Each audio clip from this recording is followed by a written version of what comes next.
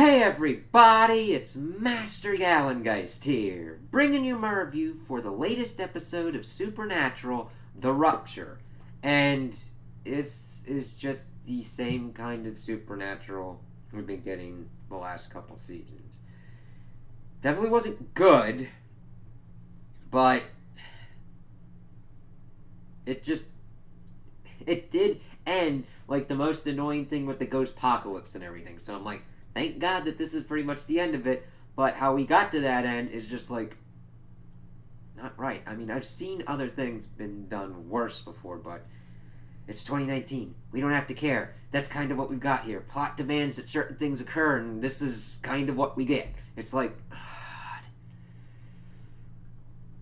God. So we begin the episode with them trying to shore up what's going on with the wall, and Rowena tries to do it but fails. I mean, we see two red shirt hunters talking about like, look at them ghosts trying to break through. Thank you. We have already seen this kind of thing. You could have spent the budget elsewhere. I mean, usually I like to see what's going on in the world, but this was just like, okay, you did all these effects works. We already know that the wall's weak. There could have been other ways to do it. It's like, alright, fine. And Rowena's like freaked out. She's like, there's no way. All the ghosts are so angry and everything. It's just a matter of time. We gotta figure out how to do this stuff. So they're pretty much trying to figure out what's going on. We get Belphegor pretty much starting to pretty much show his whole plot in this one episode and end it. It really sucked because there was kind of potential there, and it's like the writers gave up at the end and been like, let's just essentially make him the same as every other demon. And we're like, he wants control and power of hell. Ha ha ha ha. It's not like we keep seeing that over and over and over again. Now, I understand that original concepts are harder to execute, and you're going to repeat stuff every once in a while. But what you want is a different kind of flavoring for certain things. Crowley was an interesting and different kind of person to control hell. So was Lucifer. This is just like, oh, we just keep seeing these people trying to take over. It's like they don't have the charisma or the flavor that the others previously had. Just like, alright, but he's of course got to be sneaky and everything. It's like, well, okay. He pretty much floats the idea after like showing Cass, hey, there's a hole down to hell. Let's kind of use that. Let's go and get Lilith's crook, because it retcons that Lilith evidently had her own ace in the hole. Yeah, we're gonna send people to demons to do the apocalypse, but if you don't listen to me, I'm gonna suck you back down into hell with my crook, like horn thing. It's like, really? That actually would have been really fucking convenient, like at a lot of other points. And honestly, now that I'm starting to even think about it and trying to figure out the ramifications of such a thing, fucking, that would have seriously affected season 8 with Sam doing the trials to close the gates of hell. What if he had gotten the ability to close the gates of hell, fucking went down in there, used that horn to suck all the demons off of the earth, close them off in their own hell dimension, and that's it. Damn it. But since they can't work the wall, they're thinking, let's Ghostbuster and suck all the demons back into hell. And all the ghosts and everything. Alright, this is what we're doing. Sam, of course, is working with Rowena to close up the Rupture. And Dean is to stand by the Rupture and essentially throw the bomb in, because evidently their incantation thing is essentially the fuse, and Dean's got to throw something in the hole, because everybody's got a job they need to do, because the plot demands it. It's like, fine. Cass is of course to be the muscle down for Belphegor as they go through hell to find the crook, which, by the way, they go through like one room. I mean, granted, I understand that there's budget constraints and everything, but you couldn't really do much more with hell, because they jumped down, which that was looking funny, and it was just like, okay, cool. And we see that Sam wants to be out there doing his stuff, and it's like, oh, okay, whatever. And they're just pretty much doing their thing. It's things happened in this episode, but it felt like it was slow and fast at the same point, and nothing truly big occurred. Because we see that it kind of splits off, and we've also get caught up with Catch because he like wakes up, and evidently our dad is like, you fucked me over. Blah, blah, blah, blah. Why'd you do that? I'm like, well, I'm not telling you. He's like, oh, would you sell it to your friends? No, not for any price. And then she kills Catch. That's the end of Catch. Okay. She like rips out his heart. He's like, I won't betray my friends. And I'm like, yeah, that's kind of cool if we had had like a few more seasons or whatnot, or even a few more episodes kind of getting that character change across, because Catch has been a weird fucking character to begin with, because he was like 00 Supernatural 7 James Bond ass dude, and then he kind of like died a couple times and then came back. He's like, yeah, I'm like a mercenary dude now, but I'll help you out. It's again kind of similar to Dragon Ball, where Goku, essentially in this case the Winchesters, would turn every villain almost into their ally. It's just you have to give enough room for that to breathe. I mean, this is like if Vegeta got killed a couple times and then came back and suddenly was like, you know what? You guys are cool. I won't sell you out. Even though, like, 2 days previously he was trying to use the Dragon Balls to become immortal and blow up fucking Earth. Condensedness. It's like, alright, cool. That was kind of a death that sucked. Not because he died, but I mean the execution and how he got onto it. So she's able to fucking text Dean. He's like, hey, I'm going to spill my whole kind of plan to you because I'm not going to check if anything's like gone wrong or whatnot. Because evidently Dean's have like texted enough with Catch to understand that this is Catch, even though it's not. It's like, and goes off with the plan, and then it's like, oh, okay, I gotta go do this. So that's where it kind of all pretty much starts coming together. Not that Ardat goes and fights the people trying to close the gate to hell, but we see that Belphegor and Castiel go and they find one of Bel's demon friends who's like pretty much raiding Lilith's chamber, and pretty much they shank his ass. And the reason Cass was brought down is because the crook is in a box that is locked with Enochian magic, and he has to sing. Because he goes through and says the whole thing, and he's like, I think you gotta sing it. And luckily, they only start him doing the singing, and then cut away, and then come back when he's finished the singing. It's like, sweet Jesus, I can't sit here if they sing the whole goddamn thing. But, open it up, we find out it's the Ghostbuster thing. He wants to get all the hell, absorb all the souls, essentially pulling a Castiel for, like, when Cass was in Season 6, I'm like, yeah, you absorbing all the souls of hell will probably mutate you more than anything, and sounds like a horrible fucking plan, because that's what happened to Cass in Season 6. Again, another thing. We could even go back to the crook, like, if Cass was going for, like, soul power to essentially become God, why didn't he go for, like, Lilith's crook then to absorb all the souls of hell? Then he doesn't have to deal with Crowley, and then absorb all the souls of purgatory and fucking blast Raphael. God, this opens up so many fucking problems. God damn it. Well, Cass is able to, like, bust his way through. Well, of course, Ardat was a problem as well, because she busted in. It's like, you know what he's trying to do? He's trying to become the king of hell. They kill her ass. And it's like, fine, whatever. You were worth nothing, even though you were like, it's crazy. We're only like 3 episodes deep, and we've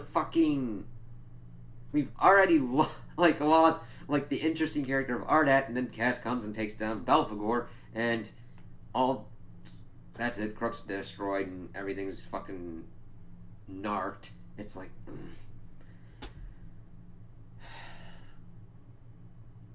it's just, I don't know, man. This just went completely sideways, pear-shaped, where it's like, hey, here's potential. I try not to get my hopes up and like, ooh, and I have low expectations, and I'm still disappointed. So, that's done up, and everybody's like, the thing's not going down. I mean, they were sucking in some, but evidently Cass is able to smite him and all the souls in him. It's like, I don't know if he'd be powerful enough to do that, but evidently he was. Oh, Lord, jeez. So, I'm like, what's going on? Rowena's like, hey, we get this whole back and forth where Rowena's like, hey, I got an idea for closing this. I'm going to have to suck all the souls inside myself, but it's going to kill me in the process. She digs out her last resurrection thing and just fucking goes, alright, Sam, you got to kill me. It's like back and forth and everything. It's supposed to be emotional, but I just don't feel it. It's in the execution of what's going on. I've been kind of waiting for this moment to see kind of how it would go down. Like, oh, Sam's the only one who can kill Rowena. And her sacrificing herself like this should be interesting, intriguing, and kind of change your kind of perspective on her character. It just doesn't ring that way to me. It just doesn't have that oomph or that execution to get to that point. And it's close but not close enough. You know what I mean? It's on... You could have gotten there if you had worked a little bit harder. But, of course, Sam stabs her. She starts vacuuming up everything and throws herself into the Hellmouth, and it closes up. And, well, the Rupture, not Hellmouth. And it's all closed up, and everything's saved. Everybody's okay.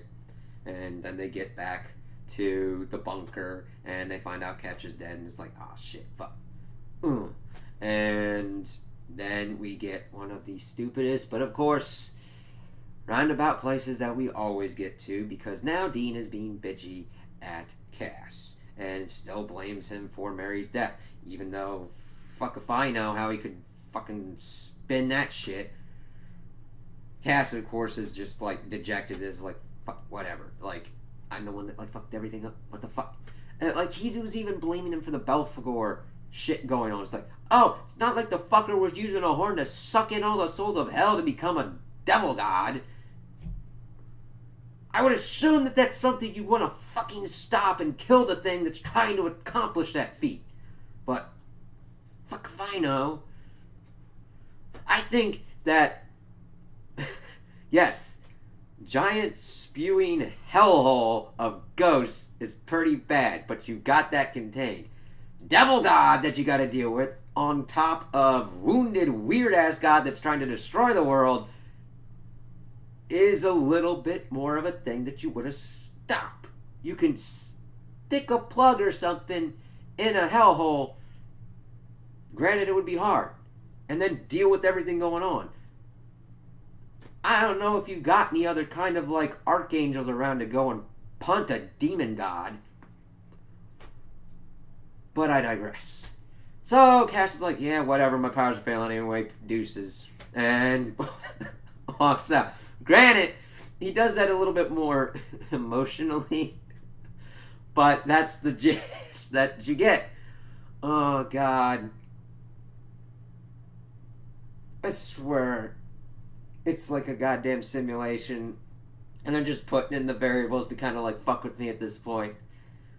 I'm just waiting for that last powder keg to kind of start getting the glitches even more into this thing. It's like,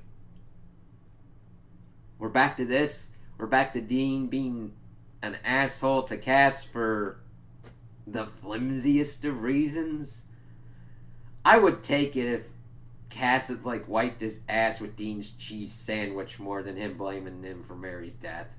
I mean, it's like tangentially shit. I mean, it's like, I thought he'd blame Jack more than Cass, but since Jack got fucking nuked by God, hey, I gotta be pissed off at somebody.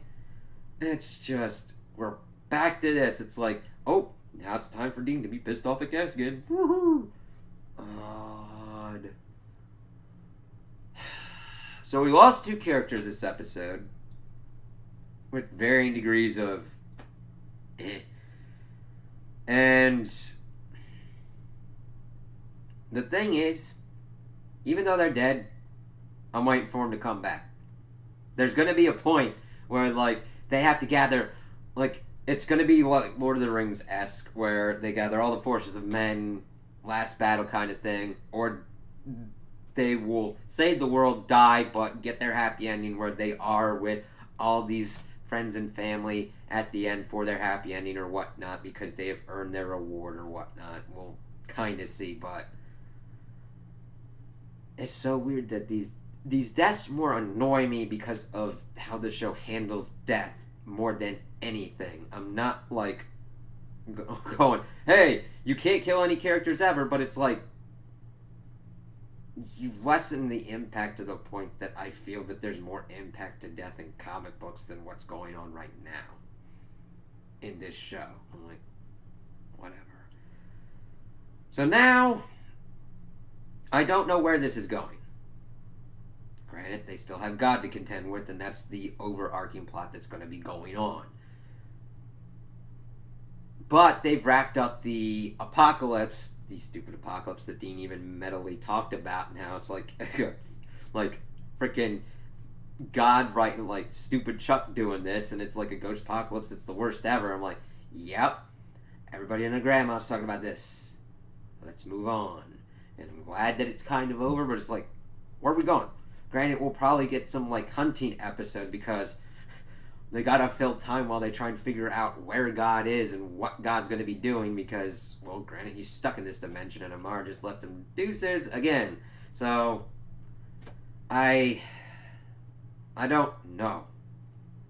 This is a very strange feeling final season of any show that I've watched. And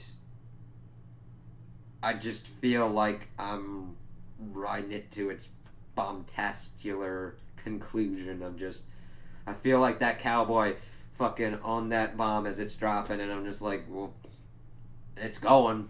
We're going somewhere. I don't know if anybody likes where we're going, but here we go. So those are my opinions on the episode. Tell me what you guys think in the comments below. If you liked it, if you didn't like it, if you agree with me, if you disagree with me. Also like and subscribe, and I hope you have a good day.